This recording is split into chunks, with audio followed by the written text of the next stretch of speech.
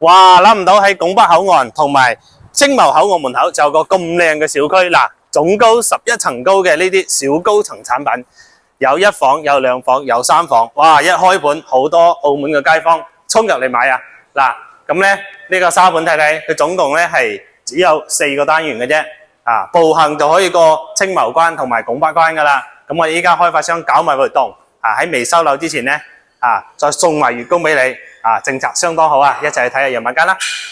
上嚟我哋示範單位，先睇下個2房先嚇，真係好靚仔嘅呢啲戶型。嗱呢個2房咧，帶埋獨立嘅廚房、衞生間都有噶啦，而且仲有一個小陽台喺度嘅。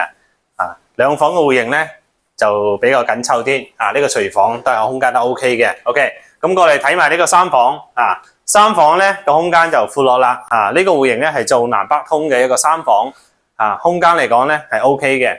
OK， 咁我哋咧依家咧因為未收樓嘛，所以開發商係搞活動嘅，直接送月供俾你噶啦，相當於依家到收樓前，基本上你都唔使供嘅。咁開發商幫你供3個房，呢個主人房夠晒闊落嘅。咁我哋步行7-8分鐘就可以到口岸噶啦。咁我哋口岸有地下商場啦，有光合會大型商場係嘛？非常之方便嘅。如果大家想喺拱北口岸、青茂口岸附近買套1房、2房、3房嘅話咧，下方留言帶你睇現場啊！